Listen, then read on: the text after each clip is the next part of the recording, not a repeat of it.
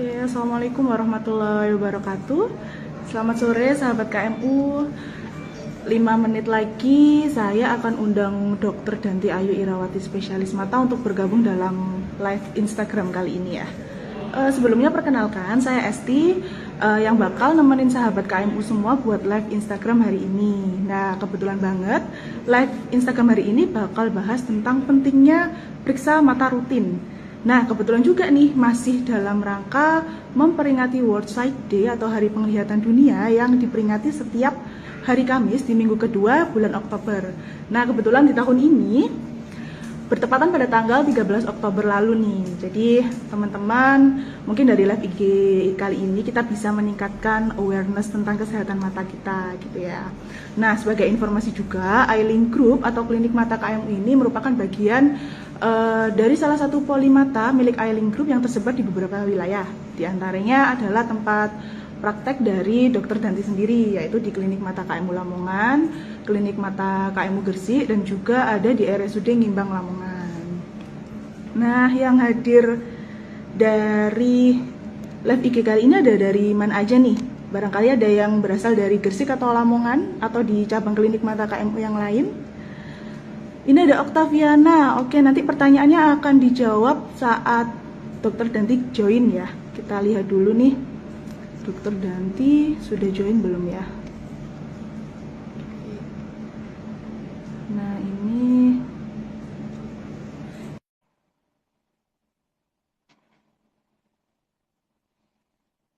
Oh, ada yang dari Sidoarjo. Ada yang dari Gresik juga. Jadi cabang klinik mata KMU ini kebetulan ada di Sidoarjo, Gresik, Lamongan, dan juga Madura ya. Nah, Dokter Danti sudah gabung nih. Halo, Halo, selamat sore, Dokter Danti. selamat sore. Mbak Esti, apa Wah, ini kabar? lagi di mana nih, Dokter? Ada deh, Ya, ada nyusul ke info sini. ya. Oke, oke. Ya, kebetulan nih sore-sore kita sambil nunggu menjelang maghrib ya, Dokter. Kita ngobrol-ngobrol tentang pentingnya periksa mata rutin nih. Nah, Betul, sebelum kita setuju. ngobrol nih, Dokter Danti, saya ucapkan dulu terima kasih kepada sahabat KMU yang udah join live Instagram hari ini. Dan pertanyaan yang sudah masuk via story atau via DM tadi, nanti akan kita bahas bareng-bareng ya sama Dokter Danti.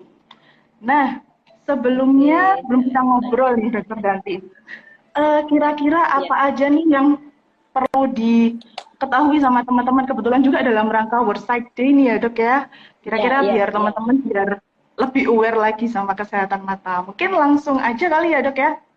Langsung oke. aja share informasinya. Silakan Dokter Danti. Ya, hari ini aku nggak bawain PowerPoint, nggak apa-apa ya. Kita ngobrol aja ya, ngobrol sore. Jadi sebetulnya kalau untuk dalam rangka World Sight Day, tetap ya, yang perlu dicanangkan adalah uh, bahwa beberapa penyakit mata itu akan lebih baik kalau kita melakukan screening. Jadi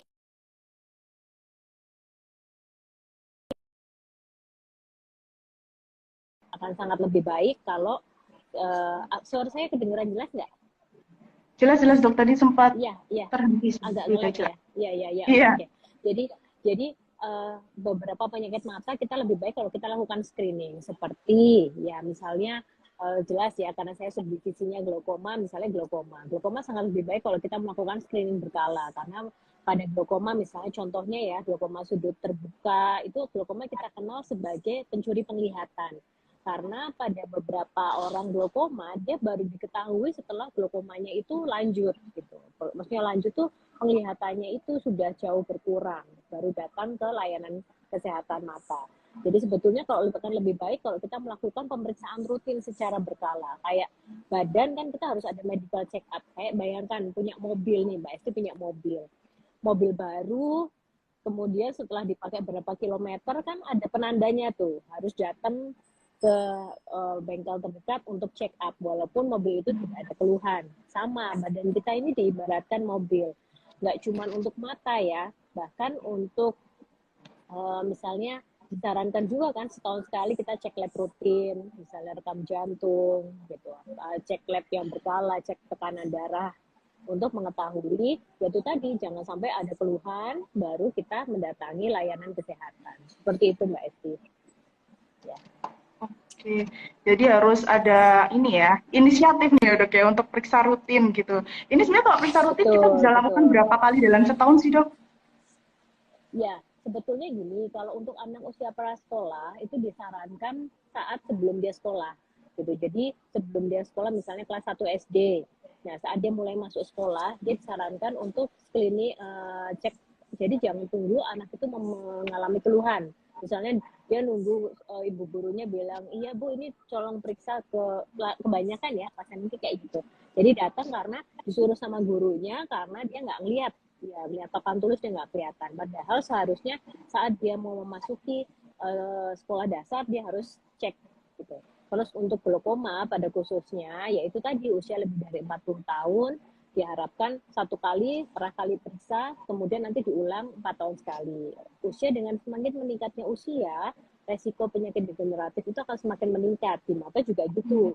Nggak cuma misalnya diabetes mellitus, darah hipertensi itu kan meningkat dengan meningkatnya usia. Penyakit-penyakit degeneratif termasuk juga ada resiko beberapa resiko penyakit di mata, misalnya glaukoma ya. Nah, itu lebih dari 50 tahun, 60 tahun diharapkan ya setiap tahun screeningnya, check up matanya. Jadi cek tekanan bola matanya. Kalau untuk glaukoma screeningnya di situ dicek ulang optik disnya.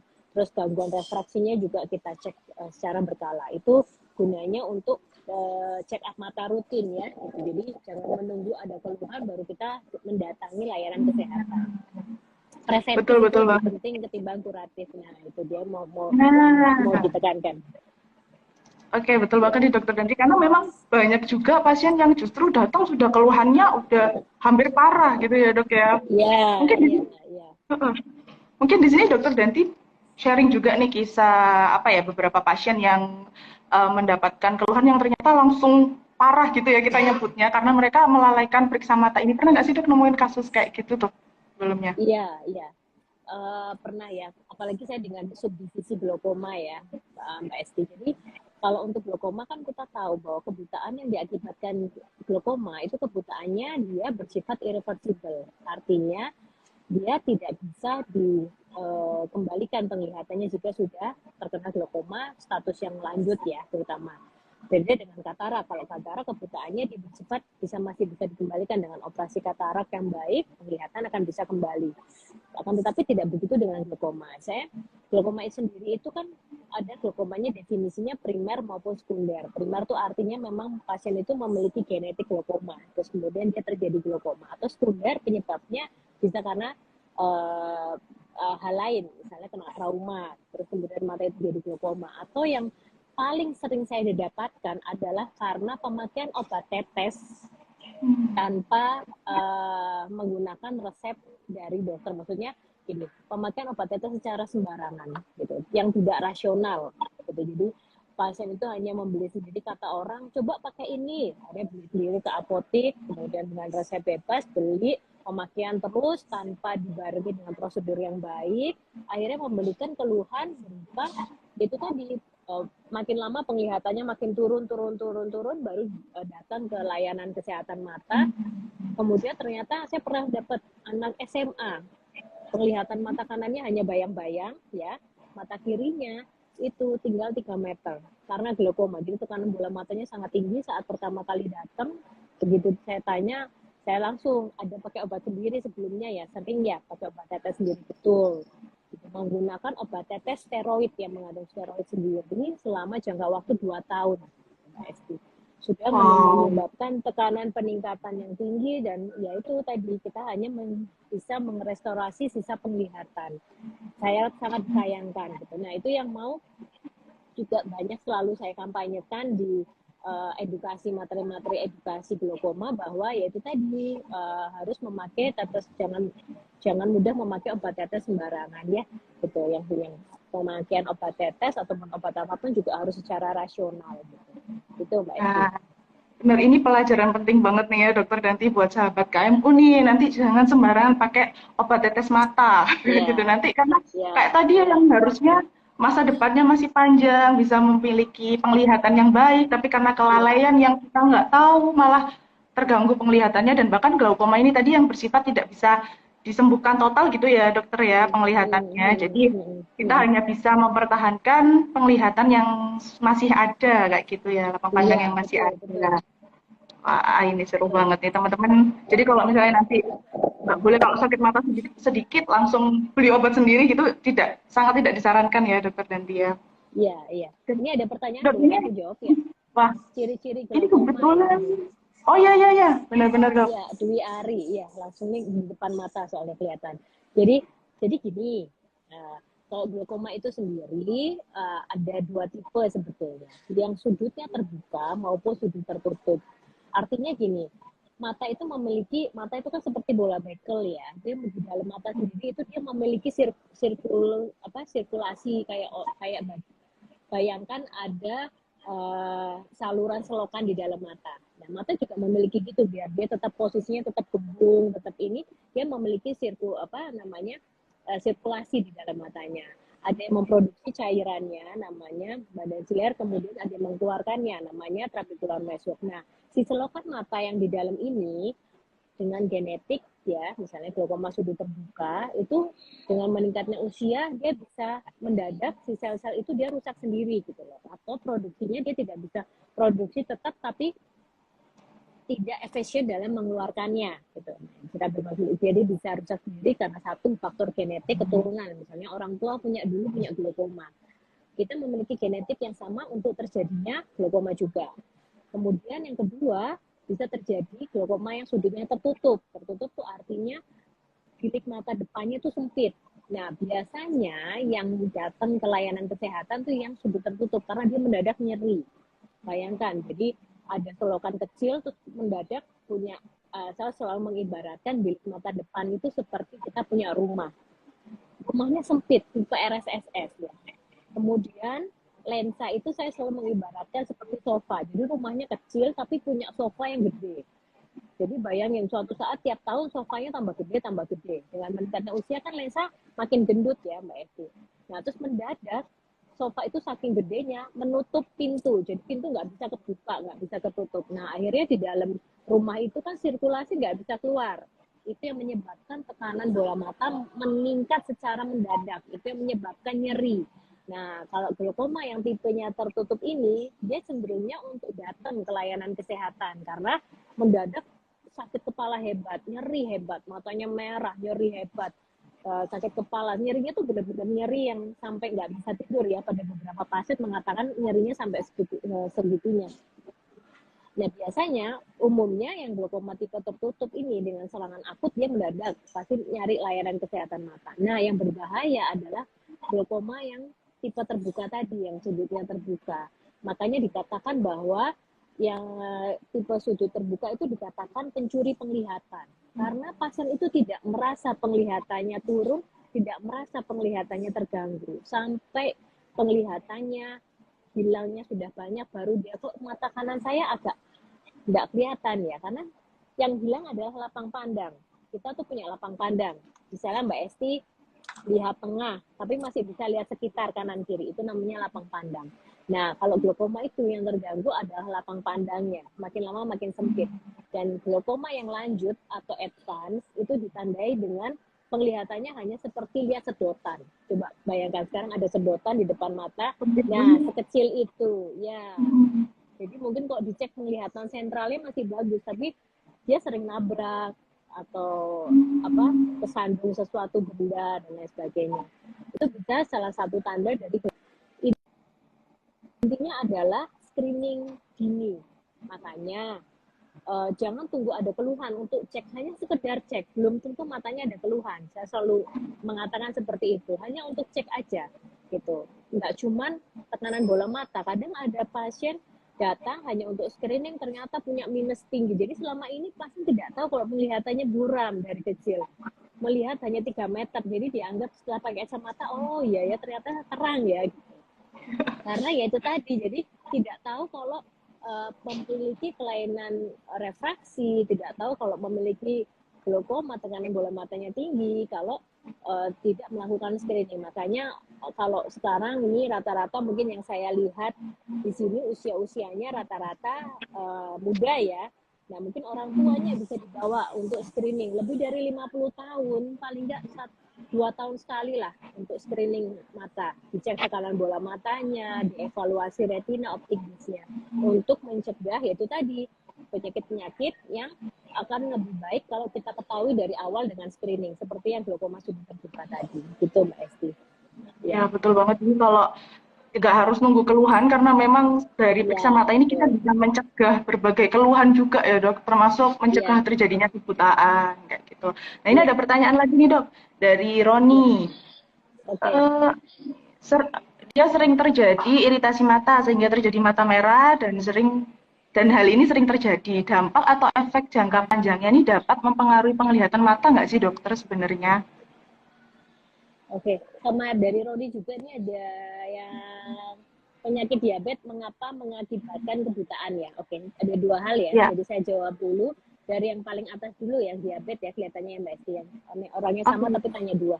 Oke, Ya, kenapa diabetes itu? Jadi diabetes itu kan penyakit degeneratif ya.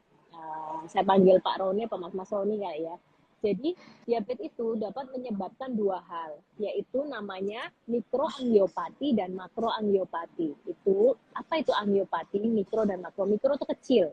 Pembuluh darah angiopati itu pembuluh darah. Pembuluh darah yang kecil akan terjadi mengalami gangguan. Makro itu pembuluh darah yang besar. Karena apa? Yaitu tadi diabetes itu akan menyebabkan intinya adalah kerusakan di pembuluh darah kita jangka panjang ya. Nah, 15 tahun sampai 20 tahun diabetes, walaupun dia terkontrol, akan mulai mengalami, yaitu tadi gangguan itu, baik mikroangiopati dan makro. Apalagi jika tidak terkontrol, diabetes mellitusnya akan menyebabkan lebih cepat terjadinya gangguan makro maupun mikroangiopati. Nah, di retina mata, ya kita selalu bilang bahwa itu saraf mata, itu ada pembuluh darah halus yang kita bilang nantinya terjadi mikroangiopati jika terjadi komplikasi akibat diabetes. Apa yang bisa terjadi? Pembuluh darah itu seolah-olah bocor. Jadi kalau kayak kita punya selang, selang pada pasien diabetes itu pembuluh darahnya itu gampang bocor. Nah, isi pembuluh darah itu kan ada HB, ada protein, itu keluar semua, merembes gitu isinya. Jadi kualitas selangnya jadi menurun karena diabetesnya. Nah, merembes sedangkan retina itu seperti helaian kertas yang isinya impuls-impuls saraf. Bayangkan ada kabel impuls saraf di situ tergenang basah, otomatis dia tidak bisa bekerja dengan baik. Nah, makin lama pembuluh darah yang bocor makin besar, makin banyak. Jika diabetesnya makin lanjut ya, pembuluh darah yang bocor makin banyak. Kemudian karena dia pembuluh darah yang bocor itu menyebabkan si organ retina pada beberapa tempat kekurangan oksigen. Nah, kekurangan oksigen dia minta tolong dong. Tolong aku kekurangan oksigen, aku nggak bisa bekerja dengan baik. Nah, namanya badan dia akan mengeluarkan pertolongan. Tapi terkadang memang pertolongan itu menjadi buah si malakama. Dia mengeluarkan pertolongan namanya mengeluarkan zat VEGF. VEGF itu jadi untuk merangsang pembuluh darah baru. Tapi namanya pembuluh darah baru, dia malah makin rentan untuk pecah. Ya, karena dia kan istilahnya ibaratnya ada jembatan putus ya, kita bikin jembatan seadanya dulu. Nah, jembatan seadanya itu malah gampang rubuh, akhirnya memperkeruh keadaan. Terjadi perdarahan di retina dan lain sebagainya. Lama-lama, yaitu tadi otomatis bisa menyebabkan kebutaan karena retinanya, penglihatan kita kan bisa melihat karena retina menangkap sinyal penglihatan yang dikirimkan pakai nervus opticus atau kabel mata ke otak belakangnya. Jadi kalau bayangkan retinanya dia ada cairan di situ, ada darah kumpul di situ, lama-lama terjadi fibrotik dan lain sebagainya, ya dia tidak bisa bekerja dengan baik dan akhirnya fase yang lebih lanjut dari diabetik retinopati adalah kebutaan. Itu juga kita bisa tahu dengan screening. Setiap pasien yang dengan diabetes mellitus harus pernah dicek retinanya. Lebih baik memang oleh subdivisi retina. Tapi dokter mata oftalmologis umum juga bisa melakukan screening dari diabetik retinopati. Jadi kalau misalnya nih ada seseorang terdiagnosa diabetes keluarga kita harus pastikan udah pernah dicek belum retinanya, harus. Karena yaitu tadi setiap penyakit di mata juga screening awal lebih baik. Jika sudah mulai ada pembuluh darah yang bocor, yang kita lihat ada titik perdarahan, itu harus di laser. gitu. Itu yang nanti kita evaluasi. Kalau mau ini masih bagus retinanya, pasti dokter akan mengatakan kontrol setahun lagi ya, Bu, kontrol 6 bulan lagi ya. Itu tadi. Karena kalau lebih awal kita mengetahuinya, lebih awal misalnya kita menggunakan laser untuk retina PRP, itu akan lebih bagus, mengurangi komplikasi lebih lanjut dari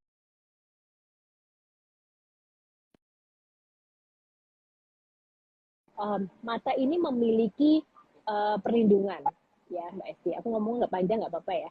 Iya, Misalnya ya. satu, kelopak mata itu misalnya terhadap benda asing ada ketiup angin atau apa kan, refleks normalnya kita adalah menutup ya. Bulu mata juga gitu. Semua ini memiliki fungsinya. Termasuk di dalam mata kita, lapisan air mata ini juga ada 3 lapis, ada beberapa lapis. Jadi nggak cuma air mata. Di bawahnya ada lapisan lemaknya, ada zat lain lagi yang menempelkan semua itu ke permukaan mata. Jika ada beberapa hal yang mengganggu lapisan-lapisan air mata itu tadi, otomatis mata akan lebih mudah terasa kering, lebih mudah terasa berair, kadang rasa iritasi, rasa panas gitu. Nah, apa saja hal-hal yang bisa mempengaruhi rusaknya atau bukan terganggunya ya lapisan air mata. Misalnya faktor penyakit sistemik, kayak tadi orang dengan diabetes, orang dengan penyakit kronis lainnya, orang penyakit sistemik lainnya itu kan lebih mudah otomatis jelas mempengaruhi ini. Kemudian autoimun atau yaitu tadi iritasi berulang juga bisa. Misalnya bekerja di paparan yang kimia, zat kimia terus menerus yang mempengaruhi lapisan air mata itu juga berpengaruh. Atau misalnya berkendara sering terus tidak pakai kacamata pelindung ya, terpapar matahari, debu terus menerus ya otomatis komposisi air mata juga akan terganggu karena iritasi berulang. Nah itu tadi saran saya adalah kalau penggunaan apa sih yang paling aman untuk awal misalnya kelilipan atau rasa iritasi, gunakan artificial tears, air mata buatan. Hati-hati jangan beli tetes mata yang isinya ada kandungan antibiotik ataupun steroid.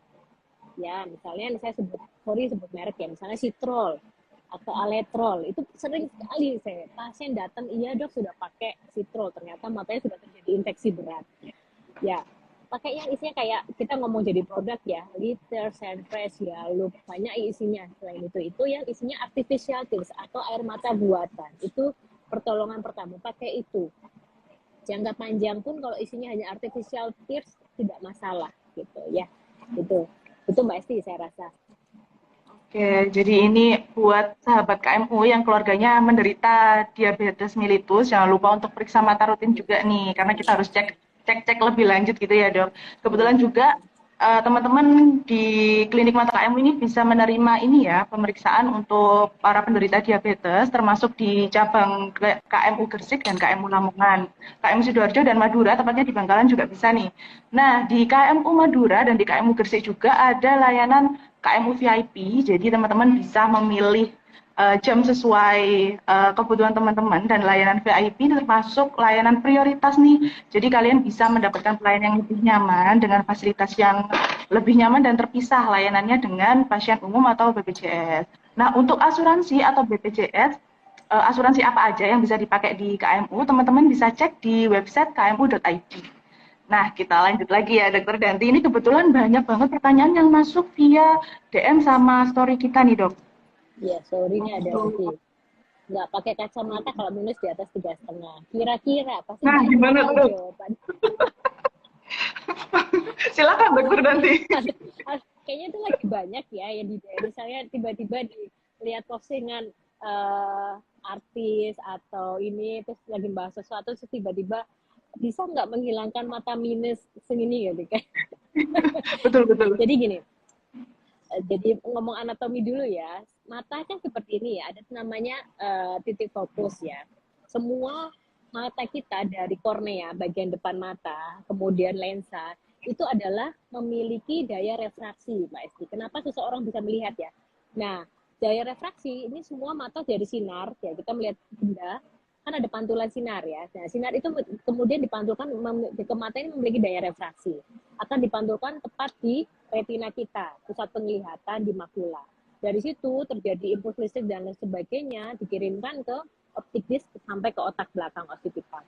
Nah, orang kenapa bisa minus? Ya, itu bisa jadi dua, yaitu genetik. Salah satunya itu paling penting. Jadi kalau orang tuanya dia ada minus, anaknya sudah bisa dipastikan ya memiliki genetik yang kuat untuk terjadinya anak itu minus. Makanya sebelum dia masuk SD harus dicek dulu. Nah, titik fokusnya dia itu kalau orang normal tuh mata normal dia titik fokus bisa katakanlah sampai ke retina sini. Dia titik fokus cuma sampai tengah di sini. Makanya di depan mata ditambahkan lensa sferis negatif biar membiaskan sinar yang tadinya tidak nyampe di sini dibiaskan jadi dia sampai di sini. Ya, itu gunanya lensa kacamata. Status refraksi itu bisa minus, bisa plus, ya bisa astigmat, itu hanya status refraksi saja. Jadi kalau waduh kebanyakan pasien misalnya kita bilang anak ibu minusnya 1 dengan silinder 1, waduh parah berarti dok silinder ya, ada silindernya berarti parah ya dok. Ya enggak, sebetulnya semua komponen status refraksi itu ya bisa 3 itu gitu. Jadi kalau dikatakan bisa nggak pakai kacamata kalau minus di atas 3,5, ya bisa pakai lensa kontak. Ya, tapi tadi nanti ada cautionnya, lensa kontak juga harus hati-hati karena dia memiliki resiko yang tinggi untuk terjadinya infeksi karena lensa kontak itu kan benda asing yang langsung ditempelkan di kornea mata kita. Bila terjadi infeksi, apa saja yang harus diperhatikan atau kapan kita harus berhenti pakai lensa kontak itu kan juga ini. Tapi kalau nggak mau lensa kontak, nggak mau pakai kacamata, ya terus ya satu-satunya ya lasik kalau usianya cukup. Ya, Ailing ini juga memiliki layanan lasik, mungkin nanti Mbak Esti bisa menjelaskan ya. Nah, lasik itu seperti apa sih? Bedanya lasik itu sama laser katarak sama nggak? Biasanya pasien banyak itu ya jelas beda. Kalau katarak ini misalnya katarak ini ya di dalam mata. Ini kita lensa yang kita bilang tuh memang kadang salah kaprahnya adalah dibilang laser, di laser untuk menghilangkan katarak. Bukan laser. Tapi kita menggunakan metode fakoemulsifikasi. Jadi katarak yang keras ini, katakanlah ini katarak ya, kita hancurkan tipis, kemudian kita sedot seperti es batu ya, disedot. Nah, jadi kita tidak menggunakan sayatan lebar dalam mengeluarkan katarak. Kalau zaman dulu kita bikin sayatan besar untuk katarak ini, kita keluarkan. Kalau sekarang ini dihancurkan tipis, jadi kayak benar-benar jadi air. Otomatis kan dia tidak membutuhkan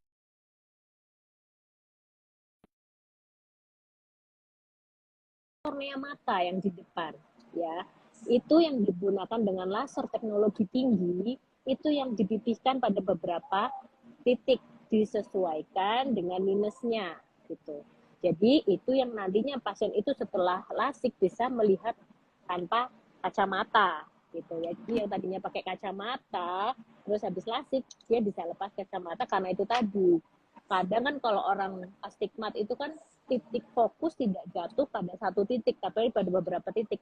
Misalnya salah satunya karena kelengkungan kornea itu tidak sama. Ya itu salah satunya kepada. Nah nanti kalau di lasik ini ya bisa diunikan bagian mana yang kalau ini laser itu akan menghilangkan astigmatnya, minusnya atau plus ya, ininya ya plus ya, astigmatnya atau minusnya. Untuk usia harus lebih dari 18 tahun ya, asalkan persyarat salah satu syarat awal usia. Kenapa? Karena sampai usia 18 tahun dianggap mata anak itu masih tumbuh. Jadi sampai menunggu usia 18 tahun. Itu Mbak Esti. Jadi ada 3 yang bisa dilakukan kalau nggak mau pakai kacamata. Kalau semuanya nggak mau, ya gimana dok? Kalau ada obat yang bisa digunakan, misalnya dalam bentuk tetes atau minum, kalau itu sudah tervalidasi, pasti teknologinya akan dipakai sama dokter-dokter mata. Kalau belum, artinya dia belum tervalidasi secara medis, jadi secara penelitian dia belum terbukti. Jadi buat apa gitu kok? Buat mata kok coba-coba gitu ya Mbak? Betul. Jadi yang aman-aman aja ya dok. Iya. Betul. Jadi teman-teman bisa pakai kacamata atau kalau nggak mau pakai kacamata, mau bebas dari softland sama kacamata bisa lasik juga. Karena di iLink Group ini ada layanan lasik nih teman-teman. Ada National Lasik Center. Nanti bisa cek juga nih Instagramnya. Nanti bisa konsultasi juga melalui klinik mata KMU kalau memang mau informasi lebih lanjut tentang kacamata dan juga lasik. Nah ini ada pertanyaan menarik nih dokter. Dari Zaki ya. Izin bertanya dokter, kenapa mata yang sudah dioperasi katarak kemudian matanya menjadi keruh kembali, gitu nih dok. Ya, oke. Jadi begini, Saki cowok ya, Mas Saki. Jadi kalau katarak ya, ibaratkan itu seperti permen. Yang kita buka hanya kapsul depannya. Jadi bungkus depannya kita buka. Kemudian isi dari permen itu kita sedot dengan operasi katarak fokoemulsifikasi. Kita tinggalkan kapsul belakang. Kenapa harus ditinggalkan? Itu nanti buat naruh lensa. Ya, nah lensa ini kan fungsi normalnya dia adalah membiaskan sinar. Yaitu tadi untuk apa namanya? Alat refraksi kita. Nah, kalau bayangkan operasi katarak hanya ini disedot aja, tidak ditaruh ganti untuk yang membiaskan, ya otomatis habis operasi tetap nggak bisa lihat kan. Makanya operasi katarak itu yang kapsulnya kita ambil, isi kataraknya kita fokoemulsifikasi, yang kotor itu kita sedot, kita pasang lensa tanam di situ. Lensa tanam ini memang dia sudah sampai nanti nggak akan memberikan efek apa-apa ya, karena sudah terbukti secara klinis ya Mbak Esti ya. Nah, kapsul posterior tetap harus memang kita tinggalkan. Nah, pada beberapa kasus memang kapsul posterior ini dia bisa keruh. Jadi bukan katarak suatu saat dia muncul lagi, tidak.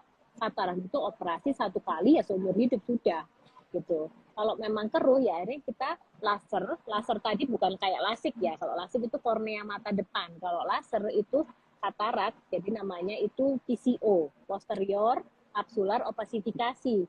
Kapsul posteriornya kotor, kita gunakan laser untuk khusus kapsula posterior itu hanya sekitar 10 sampai 15 detik ya.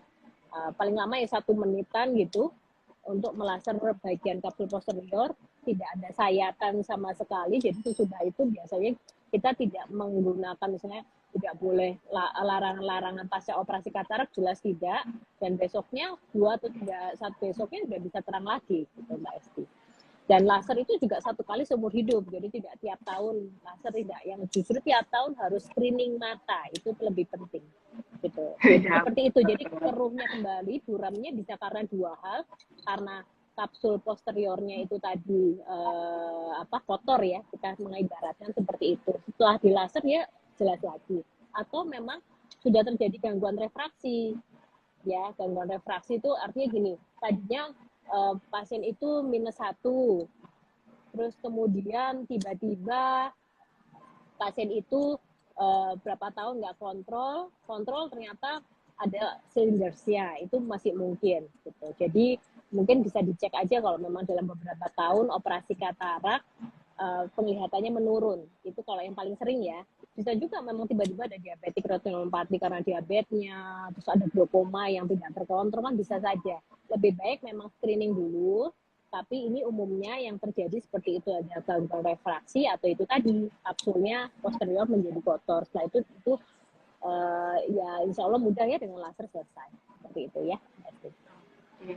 Nah, kebetulan banget ngobrolin tentang operasi katarak nih. Saya juga mau informasi ini buat sahabat KMU, kalau di seluruh cabang klinik mata KMU itu menyediakan operasi katarak premium. Jadi di sana operasi katarak menggunakan laser atau phacoemulsification yang menggunakan lensa premium. Jadi kalau sahabat KMU ada keluarga atau orang tua yang mengalami katarak, bisa memilih operasi katarak premium, karena operasi katarak premium ini bisa mengatasi 2 masalah sekaligus, yaitu katarak dan juga kelainan refraksi seperti mata minus, silinder, ataupun rabun dekat. Jadi nanti kalau misalnya tertarik ingin bebas dari katarak, juga bebas dari kacamata, bisa langsung tanya-tanya nih sama admin atau dokter kita waktu konsultasi. Nah, di KMU.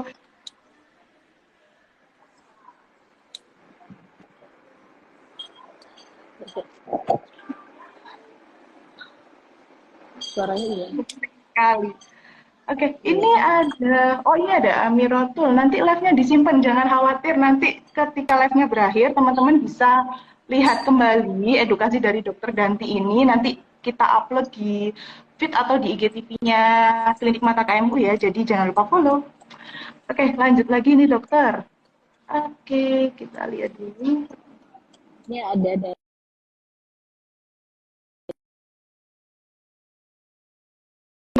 Ya, itu 4,5 nih dokter. Oh iya, gimana? Maaf, suaranya sempat putus. Apakah ada kacamata yang lensanya tipis untuk mata minus 4,5? Oh ya. Ini kayaknya Gimana nih dok? lagi agak jelas. Dengan meningkatnya itu tadi kan, kita kan menambahkan lensa sferis di depan mata ya dalam bentuk kacamata kalau dia minus nih ya. Kalau saya misalnya ini contohnya minus 1,5, otomatis lensa yang ditambahkan kan yang sesuai sama itu. Bayangkan kalau minusnya 10 ya otomatis lensa 1,5 ini kalikan 10, kira-kira seberapa tebal. Nah ya gitu ya gitu anunya ya, karena memang lensa ini kacamata ini kan alat bantu bukan penyembuh ya, artinya memang mata kita ini karena berbagai macam hal dia tidak bisa memfokuskan lagi sinar itu sampai ke titik pusat penglihatan sehingga menjadi buram, sehingga harus dibantu sama lensa sferis ini. Saya minus ya, sferis kalau plus ya lensanya ini jadi konkav, jadi biar bisa sampai ke titik pusat penglihatan. Nah kalau memang terganggu dengan minus yang terlalu tinggi, memang bisa pakai lensa kontak. Lensa kontak itu ada beberapa jenis, ada lensa kontak hard, ya ada LGP, ada lensa kontak yang ini. Tapi lebih baik kalau lensa kontak misalnya mau memutuskan untuk memakai lensa kontak, di fitting dulu, datang ke dokter mata dulu, fitting. Karena mata kita, kornea ini punya kelengkungan, punya ukuran, dan masing-masing orang beda dong. Bayangin kita mau beli baju aja, kita ngukur baju kita. Iya. Ya masa bajunya misalnya Mbak Esti terus mau beli baju terus asal beli baju aja ukurannya S, XS atau ML kan harus disesuaikan juga. Nah sama mata kita juga gitu. Kebanyakan kan langsung beli aja ke toko lensa kontak itu. Dan ada lagi juga beli online yang berwarna. Waduh, nah ya seperti itu. Kenapa tuh dok yang berwarna dok? Ya enggak, jadi misalnya secara kosmetik loh dia nggak ada minus, dia nggak ada apa-apa, tapi beli aja lensa kontak hanya untuk biar nggak FOMO ya kekinian ya. Jadi maksudnya tuh gini, jadi di fitting dulu, fitting lensa kontak gitu ya. Apakah betul nanti kan dijelaskan sama dokter, pasti akan mengikuti, oh kamu pakai lensa kontak beli yang diameternya ini ya, setelah di fitting tuh kamu harus pakai lensa kontak jenis ini, nanti dikasih tahu kan kapan harus mungkin bisa dibikin lagi sendiri kali ya Mbak Esti ya gitu tentang lensa kontak ya, apa yang harus do and don'ts-nya, kapan harus, soalnya saya baru aja dapat kasus ya, padahal juga praktisi kesehatan itu gara-gara lensa kontak lupus kornea matanya gitu. Dia 2 tahun awalnya dia matanya merah, tapi karena di suatu acara dia tetap dipakai aja lensa kontaknya gitu. Jadi udah tahu matanya tuh nggak enak, rasanya nggak enak, mengganjal, matanya sudah mulai merah, tapi lensa kontak tidak dilepas ya sampai acara itu selesai. Kemudian beli obat tetes yang salah, hanya pakai 2 hari langsung timbul ulkus kornea. Yaitu tadi karena lensa kontak itu juga dia memberikan solusi ya, terutama pada minus-minus yang tinggi, yang dimana itu tadi kacamata kan makin tinggi minusnya, otomatis lensa akan makin tebal. Ya, kalau memang belum mampu untuk misalnya melakukan lasik ya, karena lasik itu kan jelas tidak bisa pakai asuransi seperti BPJS, ya asuransi lain mungkin bisa. Atau mungkin di kita kan ada layanan juga sistem cicilan ya Mbak Esti ya, mungkin Mbak Esti. Betul banget Dokter Danti. Ya, jadi misalnya kok belum kepikiran gitu, terus memang mau lensa kontak itu harus hati-hati juga, ada cautionnya tersendiri, harus hati-hati sekali pakai lensa kontak, karena bayangkan itu menempelkan benda asing langsung ditempelkan ke mata kita, resiko infeksi tinggi jika kita nggak hati-hati ya di airnya misalnya, terutama ya di air yang kan lensa kontak tuh ada air ya yang buat nyimpen lensanya itu kan, lupa kita ganti, kemudian dia terkontaminasi saat kita mencucinya, karena di air sendiri pun itu bisa terjadi kuman-kuman yang sangat patogen yang bisa menginfeksi kornea mata kita. Bukan berarti itu pakai lensa kontak itu bahaya, tidak, tapi harus hati-hati. Lebih baik fitting dahulu ya, terus mengerti. Saya rasa di akun-akun layanan kesehatan mata ya di berbagai sudah menyampaikan kapan kita harus berhentinya, kapan kita harus datang ke dokter mata kalau pakai lensa kontak itu terjadi sesuatu. Itu Mbak Esti. Ya. Nah ini juga mau nambahin juga nih Dokter Danti, kebetulan tadi kan pengen punya kacamata yang minusnya 4,5 tapi pengen tipis. Nah kebetulan Eyelink Grip punya optik nih namanya Nata Mata Eyewear teman-teman. Jadi kalau teman-teman pengen pakai kacamata yang tetap fashionable, nanti bisa langsung datang ke Nata Mata Eyewear. Nata Mata ini terintegrasi langsung dengan klinik mata KMU ya. Jadi teman-teman kalau periksa kelainan refraksi di klinik mata KMU itu nanti bisa langsung cek-cek di optik kita di Nata Mata Eyewear. Jadi nanti bisa cek langsung Instagram. Iya. Dok, Dengan ini frame ada yang yang menarik. lucu-lucu kekinian ya. Iya, iya, betul Iya. banget. Di sana ada kacamata fashionable Dokter Danti. Iya. Oke, ini ada yang tanya tentang obat mata nih dok, kebetulan. Nih, dari Kak Denny, apakah timolol itu boleh dipakai jangka panjang dok? Karena kalau saya ke dokter mata, diresepin dokter mata untuk menurunkan tekanan bola mata. Nah, ini gimana nih dok? Iya. Ini menurunkan. Ya, jadi kalau glaukoma itu kan timolol itu kan isinya timolol maleat ya. Jadi itu isinya adalah untuk menurunkan, intinya adalah menurunkan tekanan bola mata ya.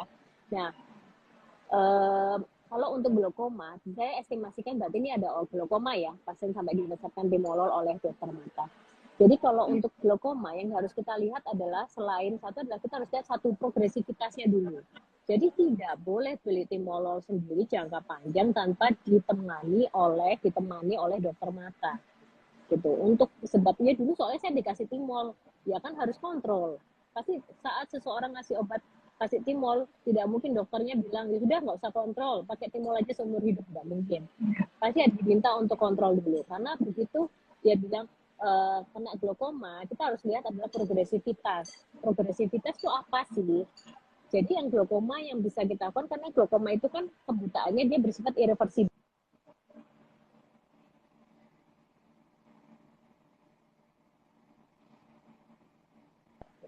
Kita akan memantau dari satu, tekanan bola mata. Yang kedua, kita lihat optik disnya atau kabel matanya. Ya, ada kerusakan ulang nggak di situ. Nanti kita akan menentukan target tekanan.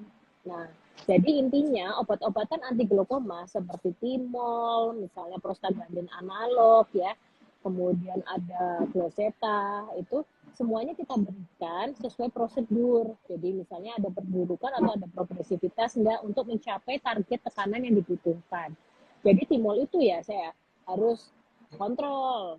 Itu satu kuncinya, kontrol ke dokter mata untuk menentukan progresivitas. Namanya obat kalau untuk jangka panjang ya, otomatis obat-obatan pH-nya akan lebih